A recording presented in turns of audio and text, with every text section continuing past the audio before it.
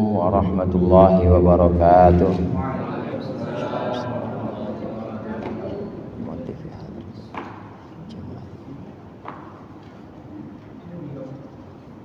Al-Fatihah.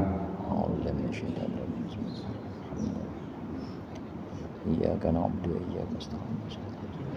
Shiratal ladzina an'amta 'alaihim ghairil maghdubi 'alaihim waladdallin.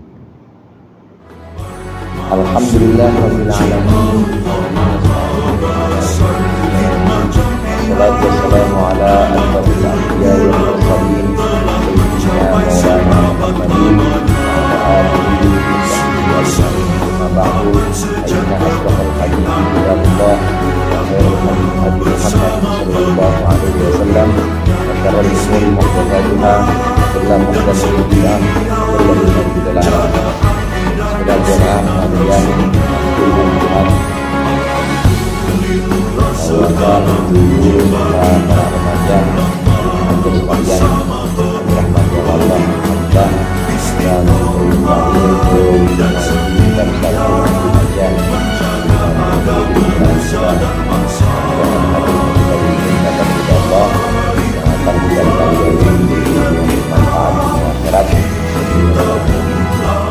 juga pembahasan tentang permasalahan yang terjadi ketika orang guru yang dipegang sama hadirin sekalian. Halaman berapa? Halaman 16. Faslun manintaqadha wudu'uhu. Betul tuh. Faslun manintaqadha wudu'uhu. Halaman 16. Ya, di halaman 16 ya, silakan lihat. Bismillahirrahmanirrahim. Qala al-muallif rahimahullah wa nafa'ana bihi wa bi ulumihi fid dharain amin. Faslun man intaqadha wudu'uhu haruma alaihi arba'atu asya'a. Ini sebuah pasal, man intaqadha wudu'uhu, barang siapa yang wudunya batal, haruma alaihi arba'atu asya'a, maka haramlah atas orang itu melakukan 4 hal ini. Orang yang wudunya batal maka tidak boleh di sini artinya haram. Jadi status hukumnya haram. Orang yang tidak punya wudu atau batal wudunya haram melakukan 4 hal ini. Pertama, as-sholatu, sholat, wa tawafu, dan tawaf, wa masul mushafi, dan menyentuh mushaf, wa hamluhu, dan membawa mushaf. Ini ada 4 hal yang tidak boleh atau haram dilakukan kalau kita nggak punya wudu. Yang pertama, sholat. Sholat itu wajib punya wudu. Kalau batal wudunya, ya sholatnya batal, berhenti, jangan dilanjutin karena hukumnya haram. Jadi jangan pura-pura sholat, dibangunin subuh karena saking dinginnya, bapaknya galak. Ya asal udah, ya sorbannya udah dikepret-kepretin aja bangun. Tahu-tahu pura-pura diri, padahal nggak punya wudu, nggak boleh. Haram hukumnya. Haram sholat tanpa wudu. Ada juga beberapa pembahasan yang sifatnya ini detail atau sifatnya ini jarang dibahas. Begini, sholat, perbuatan semuanya yang ada dalam sholat itu harus dilakukan dalam keadaan suci, dalam keadaan kita punya wudu. Sehingga kalau kita melakukannya tanpa wudu, hukumnya haram. Ada orang misalnya selesai salam, selesai dia tahiyat atau tasyahud akhir, dia salam, fil alamina innaka hamidum majid, assalamualaikum warahmatullah. Salam pertama itu termasuk perbuatan sholat. Kemudian yang salam yang kedua, assalamualaikum warahmatullah. Salam kedua itu juga termasuk perbuatan sholat. Istilah dalam fikihnya af'alnya sholat. Jadi perbuatan-perbuatan dalam sholat. 2 salam ini, baik salam pertama maupun salam kedua, ini semua perbuatan dalam sholat. Maka tidak boleh dilakukan tanpa wudu, harus dilakukan dengan wudu. Ada orang misalnya selesai salam pertama, assalamualaikum warahmatullah, kemudian dia kentut, maka salam kedua tidak boleh dilanjutkan, haram hukumnya. Assalamualaikum warahmatullah, dud aja misalnya, maka jangan dilanjutin. Kenapa? Karena salam kedua ini adalah bagian dari sholat juga. Tidak boleh. Salam yang kedua ini bukan salam sembarangan salam, bukan salamnya Ustaz, assalamualaikum warahmatullah, bukan. Itu salam yang ada dalam sholat. Karenanya waktu kita sudah batal setelah salam pertama, assalamualaikum warahmatullah, batal, jangan dilanjutin. Karena itu bagian dari perbuatan sholat yang harus punya wudhu. Kalau nggak punya wudhu, haram wudhunya. Sholat tidak punya wudhu atau batal wudhunya, maka haram, tidak boleh tanpa wudhu. Ini pertama sholat. Yang kedua tawaf. Tawaf yang masih dalam rangkaian umroh ataupun di luar rangkaian umroh, haji ataupun di luar rangkaian haji. Artinya ada tawaf wajib dalam umroh dan dalam haji itu ada tawaf wajib yang merupakan rukun. Kalau kita pergi umroh, udah ada yang pernah umroh di sini ya? Haji udah pernah. Ya kalau enggak insya Allah nanti berangkat bareng-bareng ya. Amin. Patungan, nabung, selain nabung, patungan, nabung dari sekarang. Umroh itu pertama ambil mikot dari kalau kita dari Mekah itu bisa dari tempat yang namanya Hudaybiyah atau Ji'ronah, dari Ji'ronah. Jadi keluar dulu dari batas kota Mekah, sebuah daerah namanya Ji'ronah atau Hudaybiyah. Nah di situ kita ambil mikot. Ini rukun pertama, niat. Nawaitul umrata wa ahramtu biha. Jadi sambil pakai pakaian ihram, sambil niat. Ini seperti niat dalam sholat. Jadi sudah mulai masuk pelaksanaan ihram atau masuk pelaksanaan haji. Bedanya kalau umroh sama haji boleh ngobrol, tapi kalau sholat nggak boleh. Nah ini sudah masuk ihram atau sudah masuk takbiratul ihram kalau dalam sholat. Begitu juga ketika kita di tempat yang namanya mikot, tempat di mana kita start niat di situ, itu sudah masuk pelaksanaan umroh atau haji. Nah ini ada setelah ini langsung sampai ke Masjidil Haram. Rukun berikutnya setelah niat dan ambil mikot tadi, rukun berikutnya adalah tawaf. Ini namanya tawaf wajib. Ini harus ada dalam rangkaian umroh atau haji. Atau tawaf sunnah. Kita nggak lagi umroh, nggak ambil mikot. Kita cuma pengen sholat isya misalnya. Tapi sebelum sholat isya pengen tawaf dulu. Maka tetap dalam keadaan wudu. Nggak boleh. Baik tawafnya tawaf sunnah. Seperti tadi kita lagi nunggu waktu isya, kita pengen tawaf, itu kan tawaf sunnah, nggak wajib.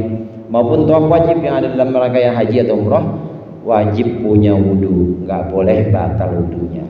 Jadi kalau orang yang batal wudhunya, tawafnya itu tidak sah. Sekaligus kalau dia tetap melaksanakan, dia terkena hukum dosa haram. Tawaf tanpa wudhu, haruma alaihi, itu maksudnya haram. Yang berikutnya, menyentuh mushaf.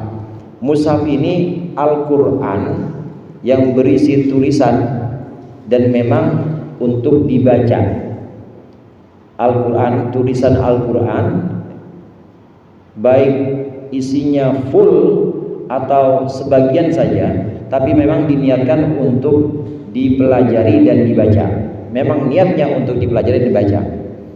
Mushaf yang sudah full atau yang sudah 30 juz yang kita kenal itu dengan jilid Al-Quran itulah mushaf. Kadang kita sebutnya Al-Quran, kadang kita sebutnya mushaf. Mushaf itu bentuk fisik. Jadi kalau ini misalnya ada contoh ya, boleh betul. Jilid Al-Quran itu yang bentuknya buku, itulah yang disebut dengan mushaf. Menyentuh mushaf harus punya wudhu. Orang yang wudhunya batal maka haram dia menyentuh mushaf. Hukumnya sama dengan mushaf, yaitu sampulnya, covernya. Ya masih. Ini namanya mushaf. Mushaf ini wajib disentuh dengan wudhu atau haram menyentuh mushaf ini tanpa wudhu. Jadi kita megang begini aja, ini wajibnya wudhu. Atau kita nyentuh begini aja, wajibnya wudhu. Atau begini aja, wajib punya wudhu. Wajib punya wudhu. Dalilnya itu la yamassuhu illal mutahharun. Tidak boleh menyentuhnya kecuali orang-orang yang punya toharoh atau punya suci, punya wudhu maksudnya. La yamassuhu illal mutahharun. Itu ada di surah Waqiah. Innahu laqur'anun karim fi kitabim maknun la yamassuhu tanzilun mir rabbil alamin la yamassuhu illal mutahharun. La yamassuhu, tidaklah boleh menyentuh Al-Quran. Al-Quran ini maksud di ayat sebelumnya tadi, innahu laqur'anun karim. Sesungguhnya itu adalah Quran yang mulia. La yamassuhu illal mutahharun. Ada yang hafal Waqiah? Innahu laqur'anun karim fi lauhim mahfuz. Innahu laqur'anun karim. Terus Apa lanjutnya? Ada apa Bu? Innahu laqur'anun karim fi lauhim mahfuz la yamassuhu illal mutahharun. Fi lauhim mahfuz la yamassuhu illal mutahharun. Itu adalah Quran yang mulia yang ada di lauhil mahfuz, la yamassuhu illal mutahharun, tidak boleh menyentuhnya kecuali orang yang sudah dalam keadaan suci. Sudah dalam keadaan suci di sini maksudnya punya wudu. Kalau ada orang yang bilang itu kan maksudnya bukan Quran yang ini, Ustadz misalnya. Bukan Bang, itu maksudnya bukan Quran yang itu Bang, bukan Quran yang cetak itu yang ada dari penerbit. Itu Quran yang ada di lauhil mahfuz. Sedikit saya tambahkan, lauhil mahfuz itu satu database lah kalau sekarang, di mana Al-Quran termasuk juga peristiwa-peristiwa yang ada di seluruh alam semesta, mulai sejak pertama sampai nanti surga neraka, itu sudah tercatat semuanya. Namanya lauhil mahfuz, database-nya udah ada. Termasuk yang datang di sini berapa orang nih? Ini udah ada database-nya. Tanggal 21 Juli ya. Juni 2026 yang ngaji Cing Ai, Ade, ini udah ada catatannya. Udah catatannya, jadi gak usah bingung ngaji segini doang, emang yang dicatatnya gitu doang udah diundang sama Allah, ditetapin 21 Juni ya segini doang emang yang ngaji. Peristiwa-peristiwa yang kecil dan juga peristiwa-peristiwa besar seperti Al-Quran ini database yang udah ada di lauhil mahfuz. Dari lauhil mahfuz turun ke langit dunia waktu inna anzalnahu fi lailatul qadr, dalam malam kemuliaan atau Lailatul Qadar, turunlah itu dari lauhil mahfuz, turun komplit atau lengkap ke langit dunia. Langit dunia itu langit yang terdekat dari bumi. Turun di situ 30 juz. Nah, dari langit dunia baru turun berangsur-angsur kepada Nabi Muhammad. Pertama kali turun Iqra bismi rabbikal ladzi khalaq. Kemudian itu 5 ayat. Kemudian setelah itu turun ya ayyuhal muddatsir, wahai orang yang berselimut. Waktu Nabi Muhammad menggigil karena ketemu malaikat Jibril berselimut, itu turun dan berangsur-angsur. Ada yang tanya tentang ruh, yas'alunaka 'anir ruh, mereka bertanya kepada engkau wahai Muhammad tentang ruh. Qulir ruhu min amri rabbi. Jadi asbabun nuzulnya, sebabnya ada yang nanya tentang ruh baru turun ayat. Berangsur-angsur dari langit dunia ke Nabi Muhammad. Namun secara utuh dari lauhil mahfuz turun ke langit dunia dulu, ini di malam 17 Ramadan yang awal itu, yang Nabi Muhammad menerima wahyu pertama. Kalau ada orang bilang misalnya, bukan itu yang dimaksud Bang, yang dimaksud tidak boleh menyentuhnya kecuali dalam keadaan suci, itu yang ada di lauhil mahfuz. Lah emang orang pesantren ada yang bisa sampai lauhil mahfuz? Pertanyaannya. Kalau itu mah udah karuan, yang di lauhil mahfuz mau punya wudu, kayak mau kagak punya wudu gak bakal ada yang sampai sono, gak ada yang tahu.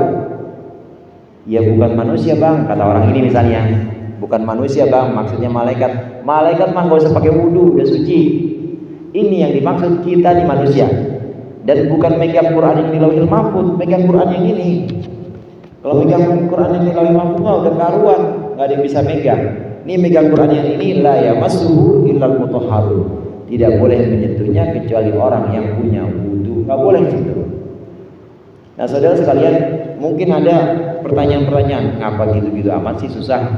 Biasanya kalau yang rengkel-rengkel, yang ngeyel-ngeyel, gitu-gitu amat. Ini demi memuliakan Al-Quran, demi memuliakan Al-Quran. Karena ibadah itu bukan sesuai dengan kemauan kita, tapi sesuai dengan kemauan dan tuntunan dari Allah. Kenapa ada larangan-larangan dalam ibadah? Seperti ini tadi, sholat nggak boleh kalau nggak punya wudu, megang mushaf atau megang Quran nggak boleh ketika nggak punya wudu. Ini supaya kita nurut dan tunduk kepada kehendak Allah atau perintah Allah. Jadi jangan pengennya kita. Kan kadang ada orang yang pengennya kita, gitu-gitu amat. Saya kan pengen rajin ngaji, nggak punya wudu, pokoknya saya pengen baca aja. Mau punya wudu mau punya enggak? Itu namanya bocah ngeyel. Jadi dia pengen pinter cuma nggak ada adab, pengen pinter cuma nggak ada akhlak. Padahal akhlak lebih didahulukan dibanding ilmu. Boleh ilmu tinggi, boleh hafalan banyak, tapi akhlak tetap wajib dijaga. Jadi jangan terus ada alasan ini Ustadz menghalangi pertumbuhan anak buat menghafal Quran. Begitu. Bukan. Ini orang pengen ngapal Quran dipersulit dengan pakai cara wudhu segala. Bukan begitu. Adab dulu dijaga, baru setelah itu ilmu. Betapa banyak orang-orang yang hafalannya segudang, ilmunya banyak, tapi ternyata nggak ada akhlaknya.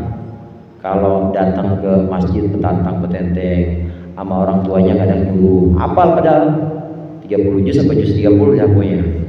Kan beda ya, 30 juz sama juz 30 ya. Gampangan mana tuh? Gampangan hafal 30 juz sampai juz 30. Udah hafal sekarang. Itu ada ya, bocah hafal tapi sama orang tuanya dia nggak ada adab. Kenapa? Karena memang cuma ngejar hafalan doang. Nah, karenanya jaga adab itu lebih penting dibanding ilmu. Artinya adab didahulukan dibanding ilmu. Ini untuk menjaga adab kita ketika kita mau hafal atau kita mau ngaji, maka kita wajib wudu. Gak boleh gak punya wudu, haram megang. Megang ini haram kalau gak punya wudu. Namanya mushaf. Jadi kenapa harus ada larangan-larangan itu? Karena inti dari agama atau prinsip dari agama itu sebenarnya bukan pinternya orang, tapi akhlaknya orang. Karena Nabi Muhammad diutus liutammima makarimal akhlak. Nabi Muhammad diutus untuk menyempurnakan akhlak, bukan untuk memperbanyak hafalan, memperbanyak ibadah orang, bukan. Justru ibadah, hafalan itu sebenarnya untuk membentuk akhlak. Karenanya dibentuk dulu akhlaknya supaya nurut. Ini nggak punya wudu, jangan pegang. Dibentuk akhlak. Dulu guru-guru kita, guru-guru kampung, kalau pengen ngaji, tahu ngalamin kan nih? Gen apa namanya? Genset mau buat ituan kalau ada pesta SNT. Genset ya. Dulu itu kalau ngaji alif-alifan di langgar, bukan di musola namanya, langgar dulu, udah jadi musola. Orang kalau mau ngaji semuanya pada ngisi bak dulu atau ngisi kolam punya ustadznya, punya gurunya. Jangan ngaji dulu kalau belum isi kolam, diisi kolam dulu. Jangan ngaji dulu kalau belum rapihin sedal dulu. Disuruh dulu. Ini sebenarnya bukan memperbudak, bukan feodalisme atau perbudakan. Ini demi membentuk adabnya santri atau adab orang yang belajar. Sebelum dia diisi ilmu, adabnya dulu sama guru. Nah, demikian juga kita. Sebelum kita baca Al-Quran memang ilmu, adabnya dulu jaga.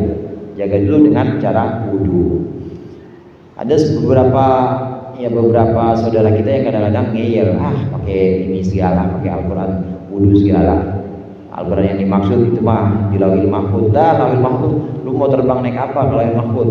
Itu yang dimaksud bukan Al-Quran Lauhil Mahfuz, Al-Quran ini. Innahu laqur'anun karim. Quran yang ini, yang fisik, yang ada dari penerbit, itulah yang namanya mushaf. Nah, saudara sekalian, beda bentuk menyentuh antara menyentuh Al-Quran dengan menyentuh, misalnya dengan menyentuh yang bukan mahram. Yang bukan mahram, kemudian tanpa penghalang, batal. Beda kasusnya. Kalau kita menyentuh perempuan, ini laki-laki menyentuh perempuan, atau laki-laki dan perempuan bersentuhan, bukan mahram, sama-sama dewasa, tanpa penghalang, udah pernah kita bahas kemarin ya, tanpa penghalang, maka wudunya batal. Tapi kalau dengan penghalang, saya misalnya sama ibu salaman, tapi dengan penghalang, saya pakai sarung tangan atau pakai sorban, nggak batal wudunya. Kalau Al-Quran beda. Al-Quran mau kita pakai sarung tangan, mau kita pakai sorban, kalau kita nggak punya wudu, haram nyentuhnya. Karena beda kasus. Sentuhan laki-laki dengan perempuan itu mungkin didorong oleh syahwat. Karenanya supaya kagak nyetrum, pakai penghalang. Karena kalau nggak pakai penghalang pasti ada dret gitu-gitunya itu ada. Ya nggak menganten. Gitu kan ya. Berarti harus ada penghalang. Itu kalau laki-laki sama perempuan. Tapi kalau Al-Quran, sentuhankan kita menyentuh Al-Quran ini bukan karena syahwat, tapi karena kita memuliakan. Karena kita memuliakan Al-Quran, maka kita harus wudu. Nah, begitu juga dalam keadaan pakai sarung tangan tetap haram kita menyentuh mushaf kalau nggak punya wudu. Nah, terkait dengan ini agak banyak pembahasan saya ini tentang mushaf ini supaya clear atau jelas teman-teman anak-anak remaja terutama. Mungkin nanti ada teman yang bilang, dimanapun always Al-Quran, pokoknya mau di kereta mau di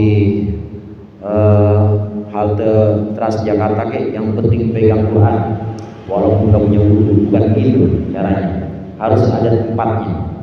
Harus ada tempatnya di mana kita memuliakan Al-Quran. Sekali lagi tadi, adab lebih diutamakan dibanding ibadah. Ibadah yang tanpa adab sama aja bohong. Karena maksud kita diperintah buat ibadah baca Al-Quran, itu maksudnya adalah untuk membentuk adab atau akhlak kita. Kalau kita baca Quran cuma nggak ada akhlaknya, tetap tidak akan terbentuk tujuan dari agama itu. Kaitannya dengan ini, Al-Quran kadang ada yang punya sampul atau ada yang punya cover lagi. Jadi selain jilid yang ada di depan belakangnya ini, kadang suka ada yang ditutup lagi. Pernah lihat ya? Termasuk itu tidak boleh disentuh kalau di situ dalamnya ada Al-Quran. Jadi ini misalnya Al-Quran, ada nggak di situ betul? Nggak ada. Kalau nggak ada nggak usah. Ditutup lagi begini, nggak apa-apa kalau nggak ada. Ditutup. Selama itu ada Al-Quran dalamnya, nggak boleh disentuh itu. Kalau kita nggak punya wudhu. Itu saking mulia Al-Quran, termasuk juga bagian atau yang bukan kertas tapi dari Al-Quran. Nih.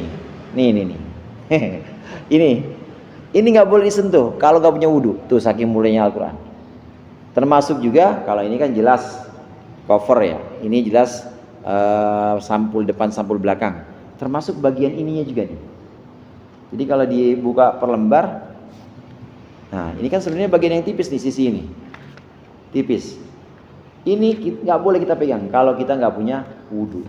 Itu saking mulianya Al-Quran. Saking mulianya Al-Quran maka tidak boleh. Nah, masih masuk dalam pembahasan ini juga. Ada satu wadah atau ada satu tempat, ya ada satu tempat yang memang khusus dibuat untuk Al-Quran. Maka itu juga tidak boleh disentuh. Tas, jadi udah masukin Al-Quran, dimasukin cover lagi, masukin cover. Kemudian dia punya tas lagi, semacam tas laptop. Tapi itu tas laptop dia khususkan ini bukan tas apa-apa. Pokoknya ini saya khususkan buat tas Al-Quran. Jangan ada benda lain. Maka itu jadi tas Al-Quran. Begitu ada Al-Quran di situ, megang aja nggak boleh. Itu kembali lagi ke niatnya. Tapi kalau tasnya memang tidak berisi, tasnya memang tidak khusus berisi Al-Quran, kayak ibu-ibu kan ada yang bawa tas kalau ngaji ya, ada Al-Quran, kadang-kadang ada tisu, kadang-kadang kue telepon masuk juga di situ. Yang namanya maulid masukin apa aja, pisang, gede tasnya ibu, pastel, ya, angin masukin semuanya di situ. Itu memang tas bukan khusus buat Al-Quran. Nah kalau seperti itu boleh. Artinya kita nggak punya wudhu boleh menyentuh Al-Quran. Itu Al-Quran ada dalam tas itu. Tapi memang tasnya bukan tas khusus untuk Al-Quran. Memang buat yang lain-lain. Kita nggak punya wudhu nggak apa-apa bawa tas itu. Nggak apa-apa nyentuh tas itu. Begitu juga nggak apa-apa membawa tas itu. Bagian yang tadi sudah kita baca itu ada menyentuh, ada membawa. Kalau menyentuh saja haram, tidak punya wudhu, apalagi membawanya. Bawa, misalnya orang bawa Al-Quran. Kalau bawa kan begini pasti bawa. Nih bawa. Atau misalnya enggak ini, dia enggak megang, enggak nyentuh. Dia enggak dia pegang, enggak dia sentuh, tapi ditaruh dipanggul di kepalanya begini. Enggak boleh. Tetap karena membawa di sini. Atau dia enggak megang, dia punya ini baju, tas ya, dia punya tas. Kalau tas enggak sih. Kalau tas karena tas itu kan bisa dibagi dua tadi. Ada yang memang khusus buat Al-Quran, ada yang memang bukan. Kalau yang bukan khusus buat Al-Quran, campuran nggak apa-apa dia tetap bawa. Ini ada dia punya bajunya ada kantongnya. Mushafnya mushaf kecil. Nah, mushafnya kecil. Dia nggak punya wudhu.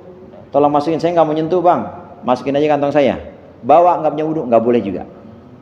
Itu saking mulianya Al-Quran membawa. Jadi ada masuhu wa hamluhu. ada menyentuh Quran, apalagi bawa Quran.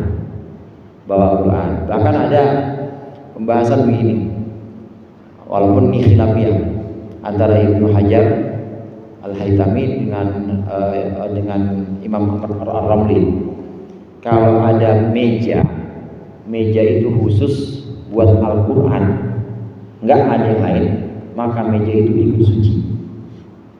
Selama di situ ada Al-Quran nempel. Ini misalnya ada meja atau lekar memang nggak pernah ditaruh benda lain kecuali Al-Quran. Selama ada Al-Quran itu, maka di meja ya sampai kaki-kakinya kita nyentuh aja, itu nggak boleh. Menurut Ibnu Hajar, tapi menurut Imam Romli. Tapi menurut Imam Ibnu Hajar enggak. Ini khilafiyah. Saking mulianya Al-Quran itu begitu. Jadi nempel aja maka dia ikut suci. Kursi juga begitu.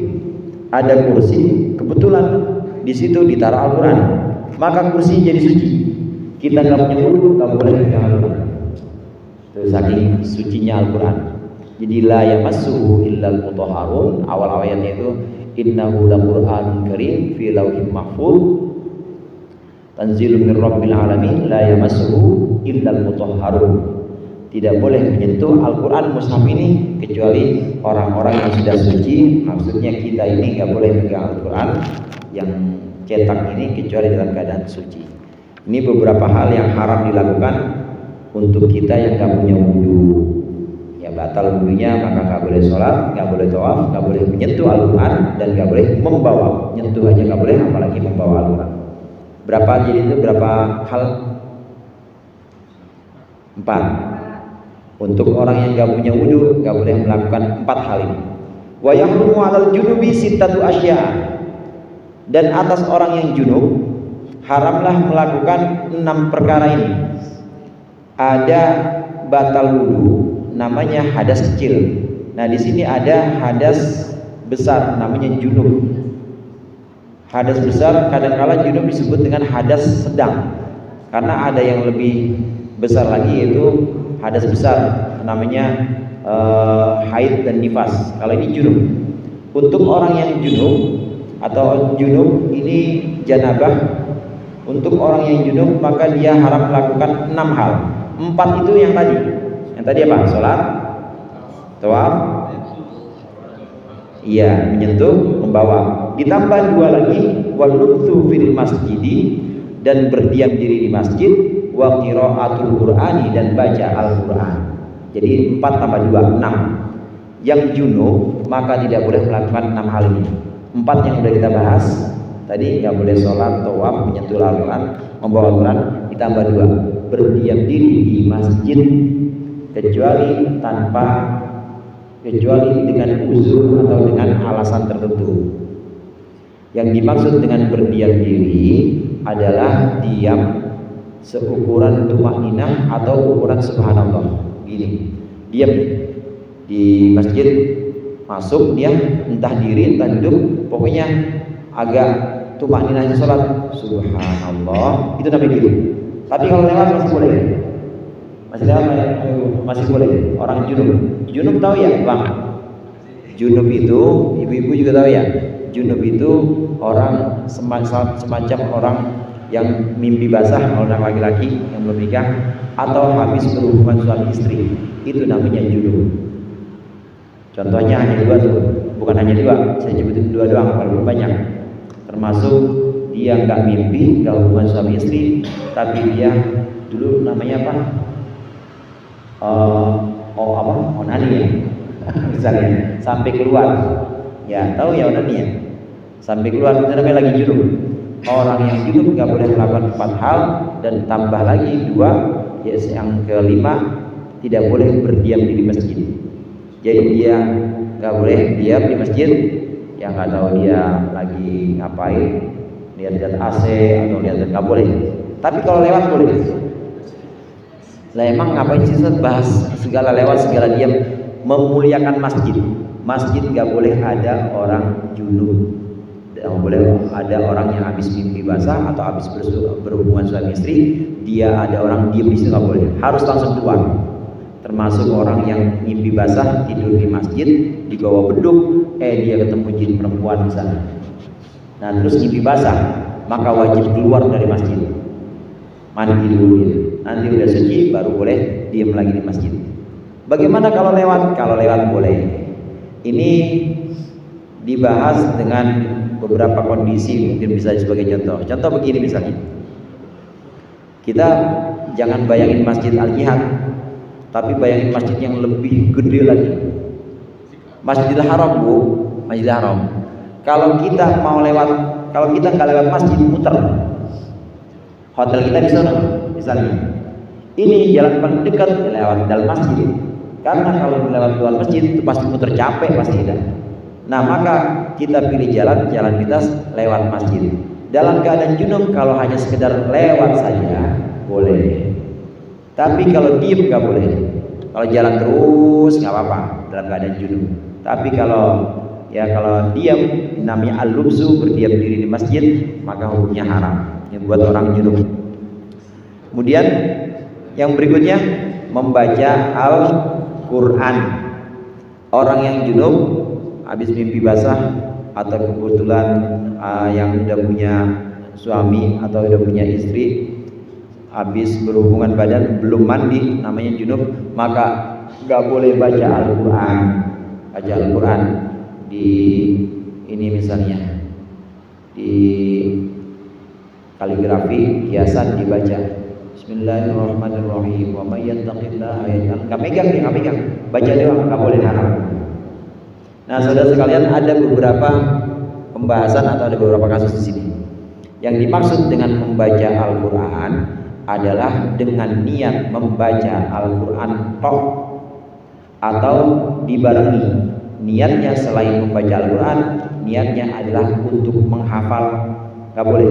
Asal ada niat dalam hati, maksudnya dia baca Quran, haram, orang junub. Tapi kalau maksudnya bukan baca Al-Quran, gak apa-apa. Ada orang junub, dia niatnya bukan baca Al-Quran, niatnya zikir. Karena memang saya kalau pengen tidur pasti zikir. Kalau nggak zikir nggak pulas tidur saya, rasanya ada yang kurang.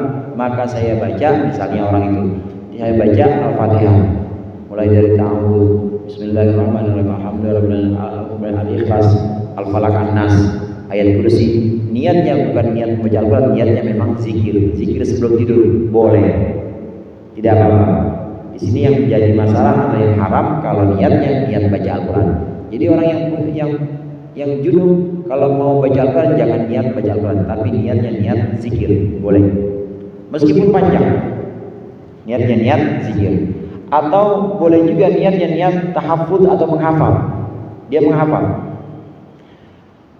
Lagi dalam keadaan junub, kemudian dia diminta untuk menghafal, diminta untuk menyebutkan hafalannya sama ustaznya. Setor sekarang punya, pengen bilang belum mandi nih kata Haji, belum mandi Ustaz, harus sekarang, pokoknya kalau kagak sekarang saya berhenti jadi murid misalnya.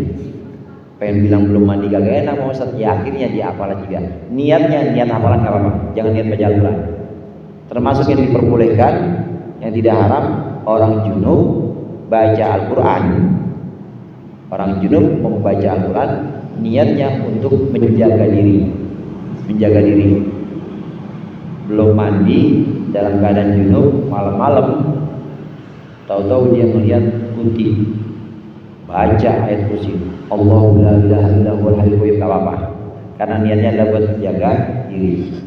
Yang gak boleh itu kalau ada niat membaca Al-Quran, ini niatnya untuk memang maksudnya membaca Al-Quran gak boleh, jadi harus dialihkan dengan niat lain. Ini pentingnya innamal a'malu binniyat.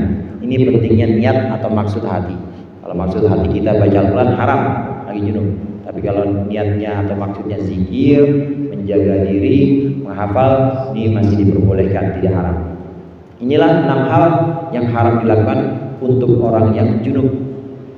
4 udah dibahas tadi. Apa aja? Orang junub jangan sholat, jangan tawaf, menyentuh Al-Quran, membawa Al-Quran. Orang junub juga jangan diam diri di masjid. Kalau lewat aja boleh, dan jangan membaca Al-Quran. Nah, saudara sekalian, yang dimaksud dengan membaca di sini, membaca Al-Quran, ini baik hafalan maupun baca. Yang tadi contoh saya itu di kaligrafi atau di Al-Quran digital misalnya TV-nya, ya dia TV-nya 70 in ada isi Al-Quran yang dibaca, nggak boleh, itu namanya baca. Kalau niatnya niat membaca maka haram untuk orang junub ini.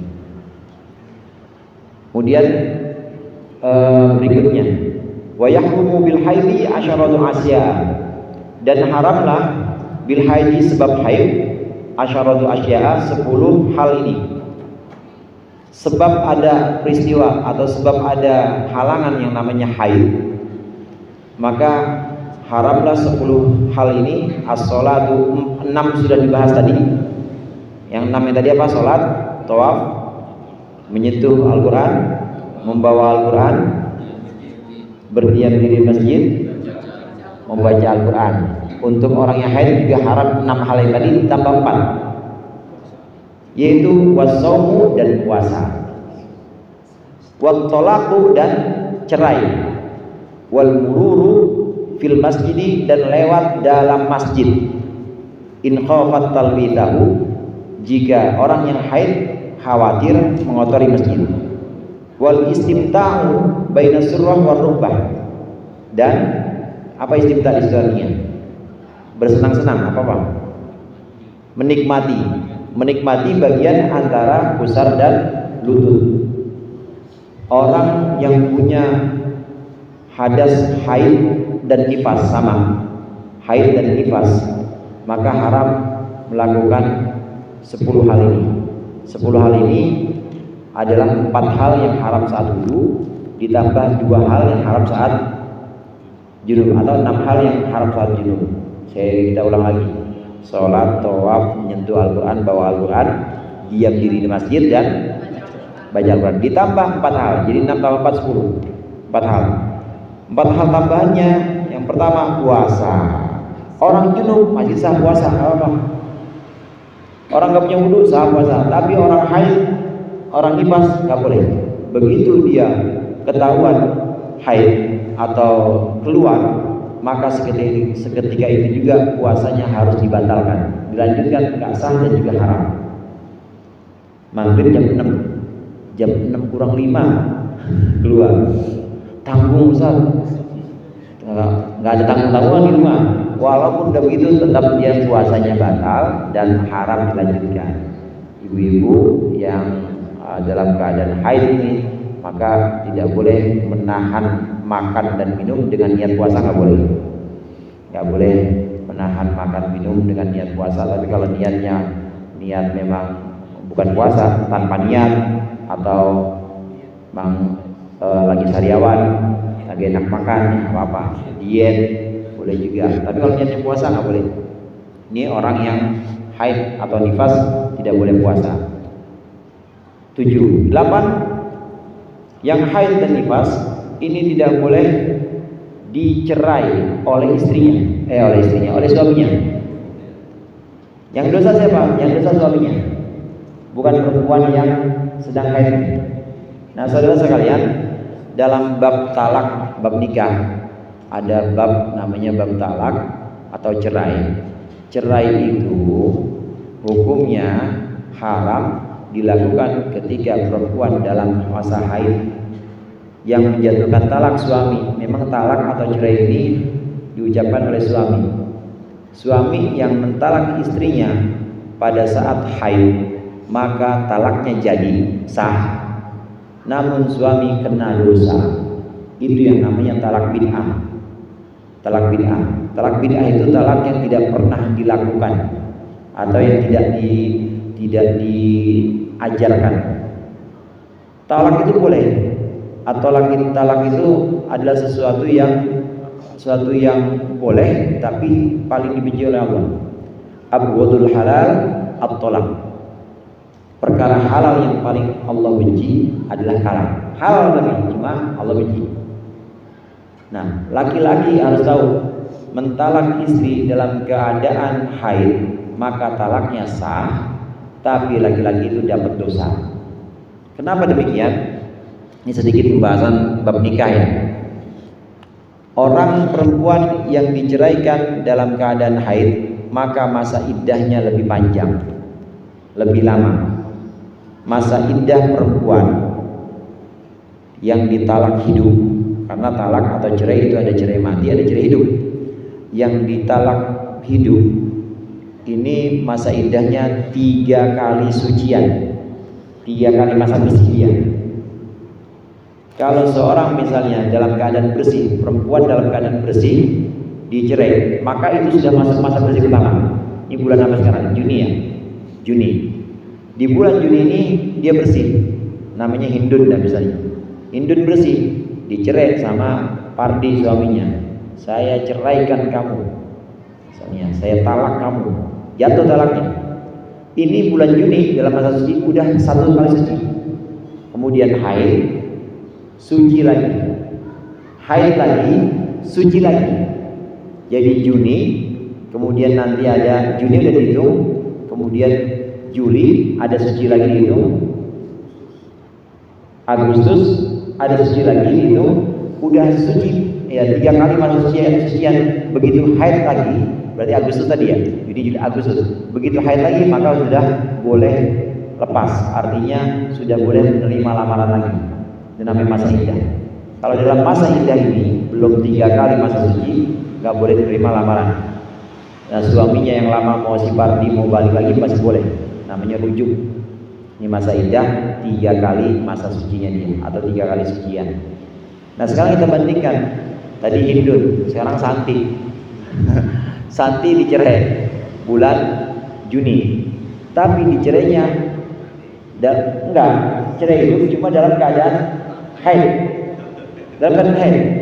Ini bulan Juli lagi haid, Santi dicerai. Gua talak lu, gua ceraikan lu. Enggak memenuhi kebutuhan gua ceraikan. Lu ngomong cerai gitu aja jatuh talak. Mau bercanda kayak mau enggak, kalau udah pakai kata-kata cerai, dipakai kata-kata talak, hati-hati makanya bang. Kalau udah pakai kata-kata cerai atau talak, itu namanya udah jelas, nggak perlu ditafsirin. Maksud abang apa? Nggak ada maksud-maksudan, udah jadi talak. Beda sama yang pakai kata-kata kiasan. Gua pulangin lu rumah baru. Nah itu perlu ditakwil, perlu ditafsir. Maksud abang apa? Kalau yang enggak, pulang aja minta duit berarti gak jatuh talak. Tapi kalau dia jawab, ya maksudnya gue cerai dulu, jatuh talak. Kembali ke masalah ini, Santi dalam keadaan haid dicerai bulan Juni, belum dihitung nih masa iddahnya, masa tunggunya dia belum dihitung. Nanti baru suci Juli misalnya, baru dihitung suci Juli, haid lagi Agustus, masa suci kedua, haid lagi September, masa suci ketiga. Udah 3 kali masa sucian, haid baru boleh menerima lamaran. Panjangan si Santi atau panjangan si Hindun? Masa tunggunya panjangan Santi. Ini yang menyebabkan talak di masa haid itu hukumnya haram untuk laki-laki, karena bikin perempuan nelongsong atau bikin perempuan menderita. Kan statusnya nggak jelas tuh. Diajak rujuk juga enggak, ya dinafkahin juga enggak. Tapi menerima lamaran nggak boleh. Perempuan dalam masa iddah seperti itu. Dia dalam masa iddah ini nggak jelas statusnya, terkatung-katung, digantung sama itu status itu tadi, maka masa tunggunya lebih lama tadi sampai September. Ini karena ditalak dalam masa haid. Nah perempuan haram di talak atau dicerai dalam masa haid, artinya suami kena dosa. Tidak boleh menceraikan istri di masa haid. Cerainya terjadi, tapi suami dapat kena dosa karena melanggar aturan ini tadi. Orang yang haid tidak boleh ditalak atau tidak boleh dicerai. Nanti kalau mau cerai kalau dalam keadaan suci. Kemudian yang berikutnya, ini 789. Yang ke-9, lewat masjid jika khawatir mengotori. Perempuan yang haid maka haram lewat masjid. Nah kita perlu bedakan antara diam di masjid sama lewat. Orang junub tadi kalau diam di masjid boleh nggak? Nggak boleh. Kalau lewat boleh. Orang haid mau lewat mau diem, apalagi diem, lewat aja nggak boleh, apalagi diem di masjid nggak boleh. Karena yang ibu-ibu yang halangan kebetulan ngajinya di masjid, jangan lagi diem. Karena udah diem di masjid itu pasti Ya berdiam diri, bukan hanya lewat itu dia, bukan hanya lewat tapi berdiam diri di masjid itu udah nggak boleh. Nah bagaimana kalau lewat? Lewat ini kalau perempuan yang haid dia haram lewat masjid kalau dia khawatir mengotori masjid. Tapi kalau tidak ada kekhawatiran, misalnya sekarang mah udah zamannya udah lebih sempurna dibanding zaman dulu, ada balut misalnya, dan tidak ada kekhawatiran nggak mungkin sampai ngotorin masjid lah, lewat aja boleh. Jadi yang tidak boleh di sini, haram di sini kalau khawatir mengotori masjid. Dia lewat mengotori masjid, khawatir, maka nggak boleh. Itu untuk perempuan yang haid atau nifas, maka haram melewati atau haram dalam masjid, lewat dalam masjid. Kalau lewat depan boleh, jangan dilarang nih. Yang nggak boleh dilewat sini. Mau ke belakang tapi lewat masjid sini nggak boleh, haram perempuan yang haid kalau khawatir. Tapi kalau dia yakin aman, nggak apa-apa. Nah ini dikiaskan dengan ini juga sama, bukan hanya perempuan yang haid, pokoknya semua orang yang punya potensi ngotorin masjid, lewat masjid haram hukumnya. Ada orang berdarah-darah, kemudian dia pengen cepat ke klinik, tapi darah itu pasti cerita-cerita ke lantai masjid, haram hukumnya, nggak boleh, karena ada potensi mengotori masjid. Lain musola bukan masjid. Nah di sini yang haram masjid. Boleh kalau musola apa-apa. Itu bedanya musola dengan masjid, saudara. Ini sebenarnya bedanya cuma niat. Kalau orang punya tanah, dia niatin ini buat musola, buat langgar, jadinya musola. Sholat di situ beda sama sholat di masjid Al-Jihad, pahalanya lebih di masjid. Begitu juga di musola atau langgar yang punya dia itu dia niatin, saya wakafkan ini jadi musola. Bukan hanya bulan Ramadan, di waktu-waktu yang dia pengen masuk, saya niat iktikaf, nggak dapat kejadian karena iktikaf harus di masjid. Jadi nggak ada istilah iktikaf di musola atau di langgar, apalagi iktikaf di pos. Pos atau sekretariat RW dah. Iktikaf mana bang? Sekretariat RW nggak bisa. Musola aja nggak jadi. Iktikaf itu harus masjid. Itu bedanya. Kalau orang niat bikin masjid, maka keutamaannya sholatnya sama seperti keutamaan sholat di masjid, dapat pahala iktikaf juga. Walaupun tidur di situ dapat pahala iktikaf. Itu bedanya. Namun tadi konsekuensinya saat diniat jadi masjid, maka berdiam diri di situ orang junub nggak boleh, apalagi orang haid. Orang haid lewat di situ juga nggak boleh kalau khawatir mengotori. Adapun haid berdiam diri di masjid nggak boleh. Haram. Kalau di musola masih boleh.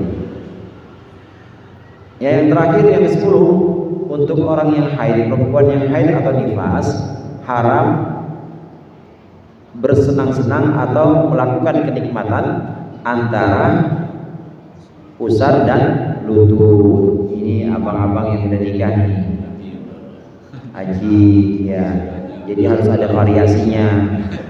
Maksudnya kalau lagi haid jangan di situ, kalau mau ambil kenikmatan jangan bagian tubuh antara pusar dan lutut, nggak boleh, di hukumnya haram. Terus yang dosa siapa? Yang dosa lakinya ngajak. Ya, pokoknya kalau mau juga dosa juga. Ini udah merupakan rahmat saudara, udah merupakan rahmat atau sayangnya Allah kepada umat Nabi Muhammad. Syariatnya Nabi Musa, syariatnya Nabi Musa dulu fatur, perempuan yang lagi haid nggak boleh tinggal di rumah suaminya, suruh keluar. Syariatnya Nabi Musa, mau pulangin dulu kayak orang tuanya nggak boleh. Nah di syariat kita, syariat Nabi Muhammad lebih ringan. Tidur bareng boleh, satu selimut boleh, suami istri lagi haid, asal jangan mengambil kenikmatan antara pusar dan lutut, hukumnya haram. Itu yang tidak boleh dilakukan sebab ada haid atau nifas. Yang haid itu siklusnya 6 atau 7 hari umumnya, atau yang 7 hari umumnya itu haid. Nah kalau nifas itu lebih panjang. Ya nifas itu 40 hari. Bisa 40 hari, bisa sampai 60 hari. Nah ini bedanya haid dengan nifas, tapi sama. Larangan-larangannya ada 10 untuk orang haid dan nifas. Kalau junub ada berapa tadi? 6. Kalau nggak punya wudu 4. Dari sini ada sebagian ulama yang mengatakan hadas itu ada tiga tingkat. Ada hadas kecil, yaitu yang batal wudunya, maka larangan-larangannya cuma 4. Ada hadas sedang. Hadas sedang itu apa? Junub. Larangan-larangannya ada 6. Ada hadas besar, yaitu orang yang haid atau nifas. Larangannya ada 10. Ini sebagian pendapat ulama yang mengklasifikasi bahwa hadas itu ada 3. Ada hadas kecil, sedang, dan hadas besar atau hadas berat. Faslun fi asbabit tayammumi. Asbabut tayammumi thalathatun. Wallahu a'lam bishawab. Insyaallah kita lanjutkan pertemuan yang akan datang. Mudah-mudahan bermanfaat. Kurangnya mohon maaf. Wallahu muwaffiq ila aqwamit thoriq. Wassalamualaikum warahmatullahi wabarakatuh.